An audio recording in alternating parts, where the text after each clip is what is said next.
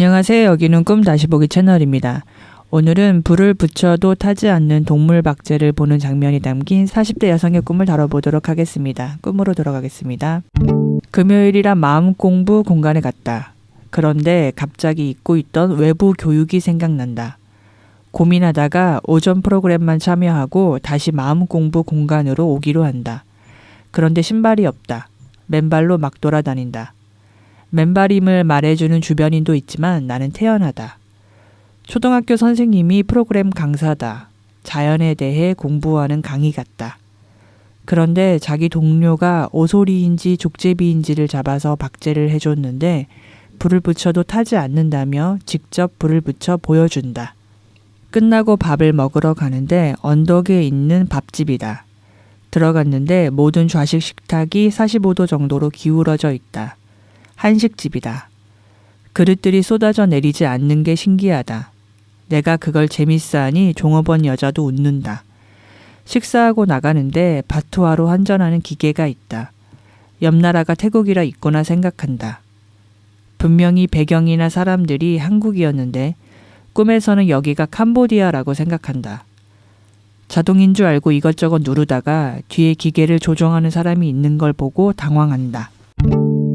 저희의 상상으로 꿈을 펼쳐보겠습니다. 오늘은 꿈의 앞부분, 불을 붙여도 타지 않는 동물 박제를 보는 장면까지 다뤄보려고 하는데요. 꿈의 초반부에 내가 신발을 신으려고 하는데 신발이 없잖아요. 보통 꿈에 이런 장면이 나오면 대부분 되게 당황해서 찾거나 그러다가 또 꿈이 끝나고 그런 경우가 많은데 여기에서는 신발이 없지만 당황하지 않고 태연히 맨발로 걸어 다녀요. 주변 사람들도 이거에 대해서 언급하는데 동요하지 않고 이게 꿈자의 어떤 특성을 보여주는 건가요? 맨발로 막 돌아다닌다는 것이 맨발로 막 돌아다닐 수 있는 환경에만 있고자 고집했다는 의미는 아니기를 바랍니다. 건물 안에만 머물려 했다거나 오로지 평지, 그러니까 평탄한 길만 가고자 고집했다는 의미도 아니기를 바랍니다.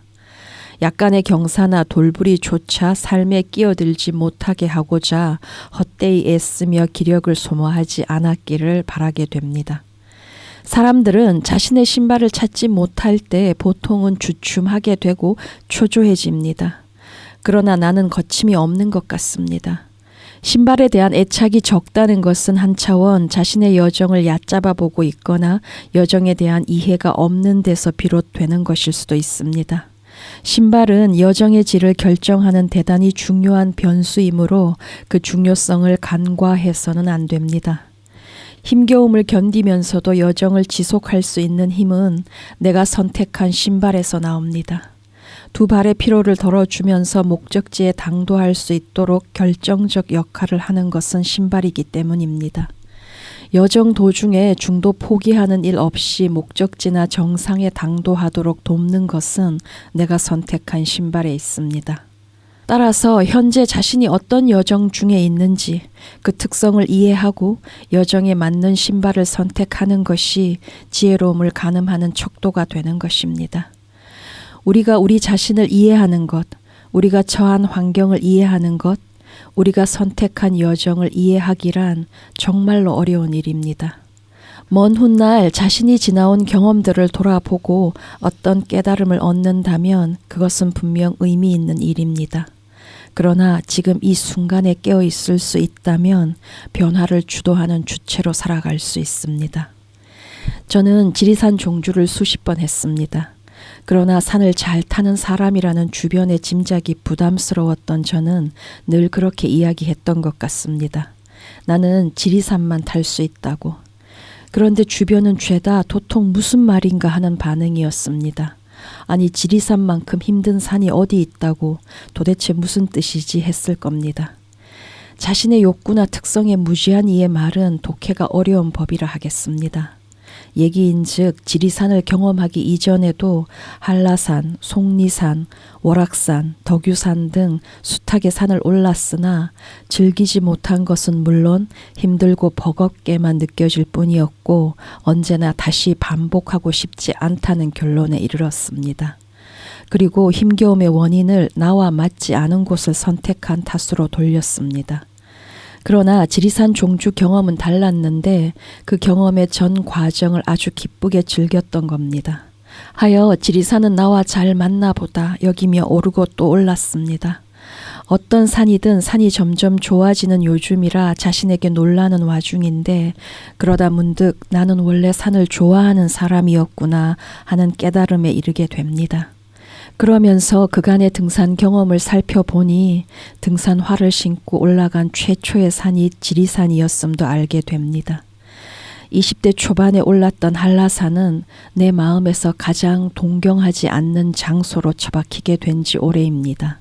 제게 있어서 한라산은 2번 다시 경험하고 싶지 않은 산이 되고 말았는데 돌이켜보니 캠퍼스화를 신고 산행한 탓으로 죽도록 힘들고 괴로웠던 기억으로 자리하게 된 것입니다. 다른 산들도 마찬가지였습니다. 대부분 누군가의 제안에 따라 준비가 부족한 채로 얼떨결에 무작정 올랐고 고생스러웠던 기억으로 자리할 뿐이었습니다. 반면 첫 지리산 종주는 여정의 어려움을 짐작하면서도 내 의지로 선택했고 감당할 마음을 단단히 먹고서 시작한 여정이었습니다. 애당초 마음가짐에서 큰 차이가 있었고 준비 과정도 철저했습니다. 이제와 돌이켜보니 내가 지리산에 특화된 사람인 것이 아니라 등산 여정의 질은 등산화가 결정했던 겁니다.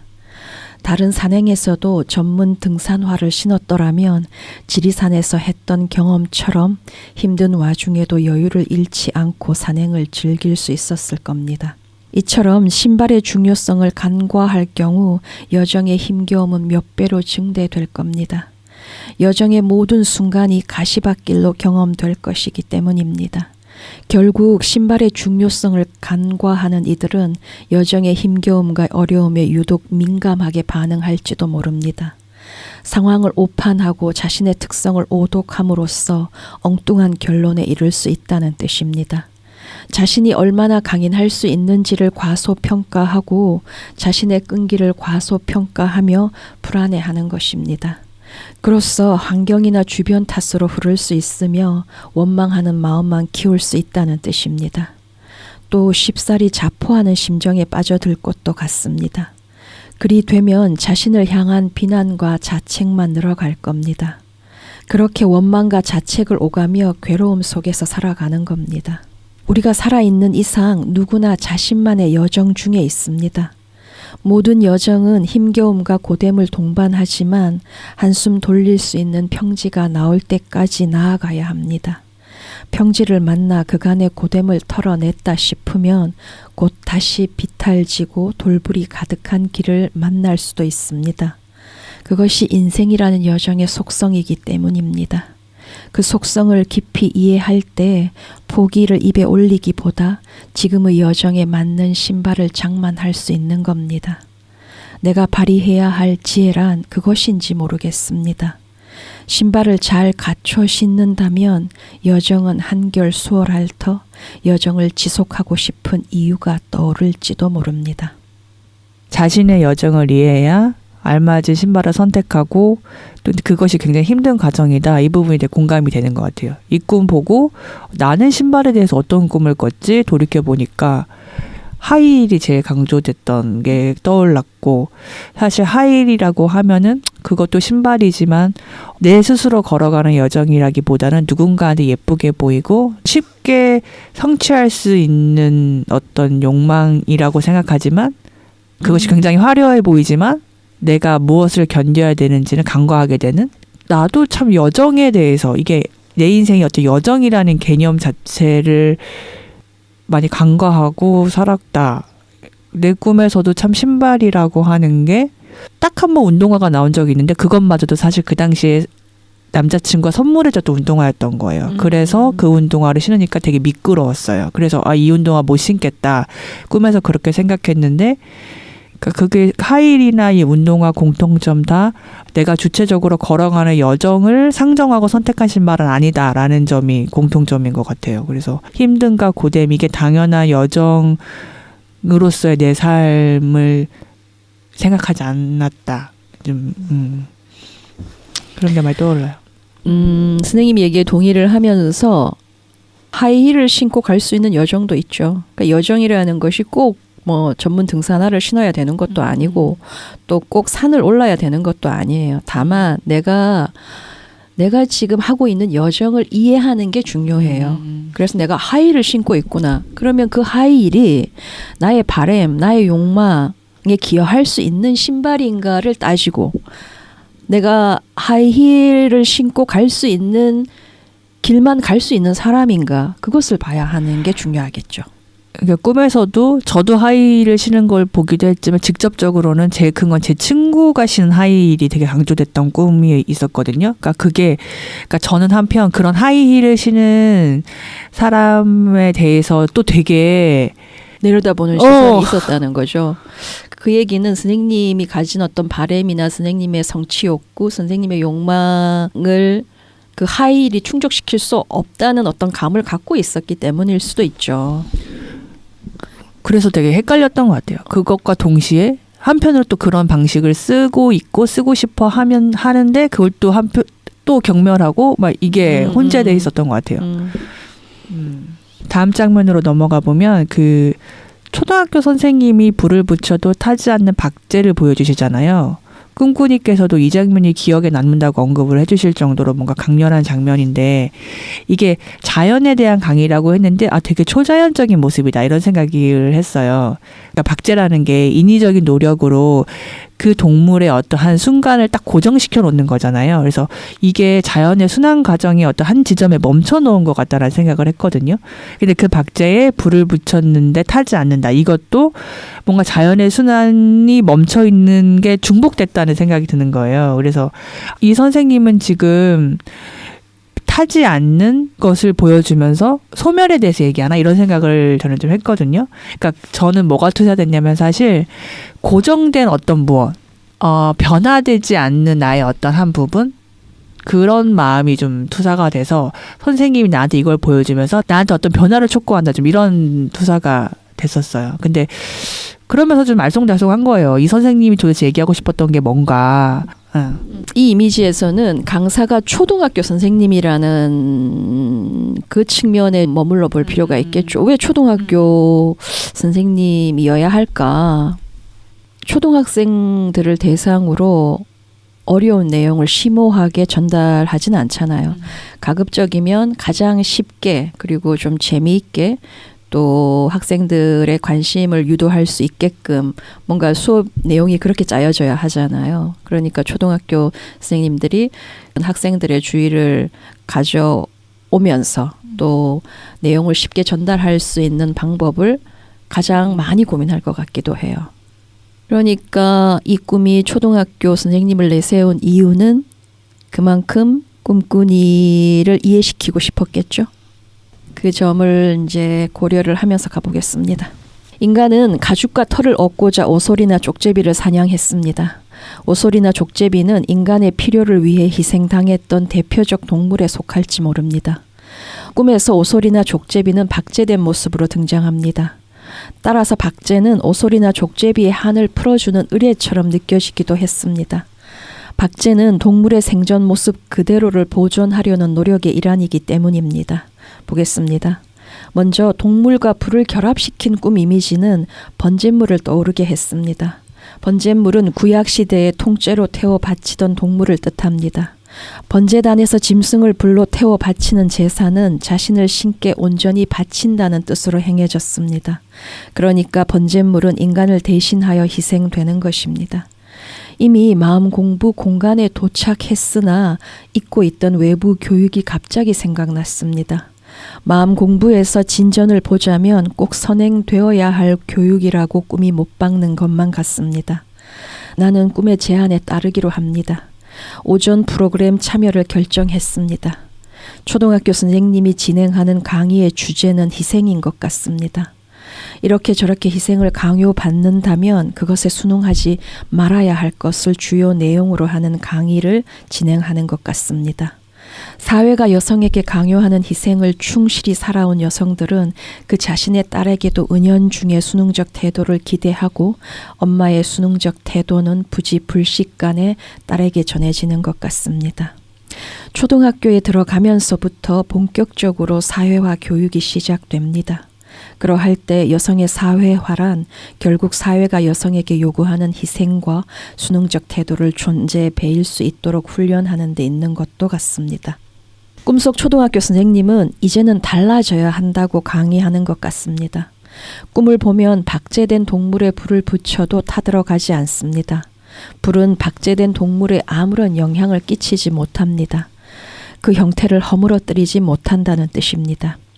희생 제물은 통째로 완전히 타들어가야 하건만 박제된 오솔이나 족제비는 태워지기를 거부하는 것 같습니다. 더 이상 누구를 대신하여 희생당하고 싶지 않다는 항변인 것 같습니다. 자신을 인간을 대신하는 희생 제물로 발탁하지 말라고 온 존재로 거부하는 것 같습니다. 이제는 오솔이나 족제비가 박제된 이유를 알 것도 같습니다. 오솔이나 족제비는 인간이 원하는 가죽이나 털을 가졌다는 이유로 사냥당하고 산채로 그 껍질이 벗겨지던 동물이었습니다. 이들의 박제는 이들의 깊은 한을 풀어주는 의뢰인 것입니다. 생명의 기운이 모조리 빠져나간 마당에도 자신의 외형적 모습을 있는 그대로 보존하고 싶었던 염원을 담아서 박제를 선택했을지 모릅니다. 오늘날에는 교육적 기록을 위한 목적으로 박제가 이루어진다고 하니까요. 초등학교에 들어가면서 본격적으로 사회화 교육이 시작된다고 했습니다. 여성을 위한 사회화란 오솔이나 족제비처럼 온 존재로 따뜻함을 풍기라는 것이고 사회에서 잘 먹히는 여성의 페르소나는 따뜻함 뿐이라고 하는 것입니다. 참하고 온순하고 따뜻함을 잘 장착한다면 주변 누구나 당신을 탐낼 것이라고 가르치는 것입니다. 그런 자질을 당신의 페르소나, 태도로서 뿜어내라는 것입니다. 사회가 당신에게 기대하는 여성성이나 모성은 그러하니 그러한 태도를 보이라는 것입니다. 또한 그로 인한 고통을 감내하는 법을 스스로 터득하라는 것입니다. 당신에게 내 털을 둘러주면 당신은 지금보다 몇 배나 따뜻해질 것이라고 유혹하라는 것입니다. 내 털이 당신을 데워주고 데펴줄 것이라 유혹하라는 것입니다. 그 유혹의 결과 여성 자신은 어떤 고통 속으로 떨어지게 되는지를 가르쳐주는 이는 없습니다. 꿈속 초등학교 선생님은 여성을 위한 사회화 교육은 시작부터 잘못되었다고 강의합니다. 절대 타들어가지 못하고 형태를 허물어뜨리지 못하는 동물 박제를 내세워 희생을 강요당하지 말라고 가르치는 것입니다. 외형이 허물어지는 순간 순식간에 타들어가기 때문입니다. 하여 외형에서부터 강인함을 내뿜으라 하는 것입니다. 번제물로 살아가는 삶이 그나마 안정을 보장한다는 얄팍한 유혹에 넘어가지 말라는 것입니다. 외형에서부터 강인함을 내뿜어야 합니다. 이 세상에는 여성의 껍질까지 벗겨 먹으려는 이들이 허다하기 때문입니다. 불은 한 차원 인간의 분노를 상징합니다. 희생을 살지 않겠다는 여성, 사회가 원하는 여성성을 살지 않겠다고 하는 여성, 순응하는 삶에 골몰하지 않겠다는 여성을 향해 가부장 사회는 분노합니다. 점잖게 표현되거나 아주 노골적으로 터뜨리기도 하는 것 같습니다. 가부장제 사회는 희생과 순응을 거부하는 여성에게 가혹한 것이 사실이고 여성으로서는 자신을 향하게 될 분노가 두렵기만 합니다. 하여 사회가 기대하는 여성성을 충실히 살아온 여성은 그 자신의 딸에게도 부지불식간에 희생과 순응적 태도를 주입시키려 합니다. 온순하게 순응하는 태도를 잘 갖춰 입음으로써 인정받고 사랑받는 여성이 되라 가르치는 것입니다. 초등학교 선생님은 타들어가지 않는 동물 박제를 내세움으로써 주변의 분노가 당신을 상처 입히게 하지 못하게 하라는 것입니다. 마음 공부를 통해 이루고 싶은 경지는 그런 것이 아닌가 짐작해 봅니다. 동물 박제가 타지 않는 이미지를 보여줌으로써 분노에 타들어가지 말라 하는 것입니다. 불에 영향받지 않는 오솔이나 족제비 박제처럼 자신의 모습을 잃지 말라고 하는 것 같습니다. 그 가르침을 가장 쉽게 가르칠 수 있는 초등학교 선생님을 모셔온 것입니다. 초등학교 선생님은 박제된 족제비를 가져와 쉽게 설명해 주고 있습니다. 제일 무서운 게 그 남성의 분노거든요. 꼭 불을 붙이지 않아도 불 붙이려는 신용만 해도 이렇게 탁 이렇게 절대 불이 안 붙게 노력을 하기 때문에 그 불 안에서 없어지지 않고 그대로 유지되는 오소리의 모습, 이거는 되게 딱. 근데 왜 박제를 사용해야 되는 거예요?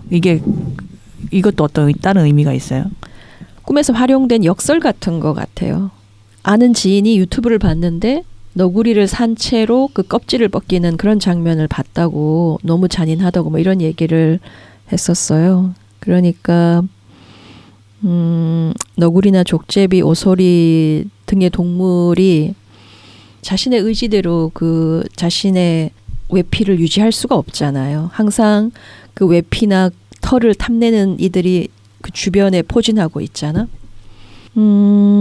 그랬을 때 그 모습을 온전히 보존한 채 자연사하고 싶지 않겠어? 그러니까 그러지 못하는 현실을 빗대어 꿈이 이제 보상해 주는 것 같은 느낌이 있고, 그렇게 보상해 주는 이미지를 통해서 가부장제 하에서의 여성의 처지를 설명하기도 좋고. 그러니까 자신의 따뜻함을 자신을 위해서가 아니라 그렇게 그렇지. 이제 이용당하는. 그러니까 주변이 마구 탐내잖아. 그리고 이렇게 착취하잖아. 여성은 온순하고 따뜻하면 그걸로 됐어. 그게 최고야. 이러잖아. 근데 그게 최고야 할 때 최고가 여성 자신한테 좋다고 하는 게 아니잖아. 그게 참 슬픈 지점인 거지. 세상이 말하면 온순하게 듣고 따르고 주변을 위해서 따뜻해지라고 하는 거잖아. 그러면 너도 아마 생존할 수 있을걸? 뭐 이런 거 아닙니까? 그러니 욕망이나 욕구가 끼어들 그게 어디가 있어요. 지금에 와서는 아무도 이제 대놓고 말하진 않지. 그렇지만 여성들은 다 알거든. 그런 요구에 직면해 있다는 걸 그 여성의 의식이 몰라도 무의식은 안다고. 그리고 그런 요구에 부응하느라 병들어 가는 거지. 너무 그냥 정말 쉽게 딱 정리가 돼서 뭐 말을 아마 다 느낄 거예요. 이제 그런데 뭐 저 같은 경우도 왜 내가 쓰는 무기는 그런 따뜻함이고, 근데 이게 정말 딱 내 생존만 보장해줄 정도의 보상을 주지 그 이상은 절대 주지 않고, 그런 따뜻함을 받아간 사람들이 나를 정말로, 그러니까 내가 원하는 인정 그런 거를 해주지 않는다, 이런 건 알아서 이게 뭔가 한편 억울하기도 하고, 근데 이것 말고 다른 방법을 잘 또 못 찾겠기도 하고, 사실 이 방법을 놓고 싶지 않기도 하고, 너무 딱히 나한테는 쉽고 제일 잘 먹힌다고 생각을 하니까.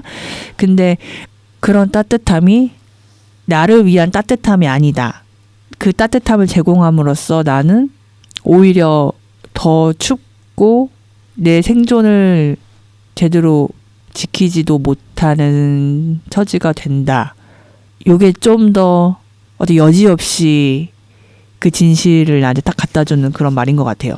마치 이제 사실은 내 따뜻함을 이용함으로써 그래도 내가 어느 정도 얻는 게 있어 라고 생각하는데, 요 족제비 이미지는 어떤 일말에 저한테 어떤 그 타협 이런 거를 못하게 하는 진실을 알려주는 것 같아요. 네, 오늘 얘기는 여기서 마치고요. 다음 시간에 꿈의 뒷부분을 다뤄보도록 하겠습니다. 감사합니다.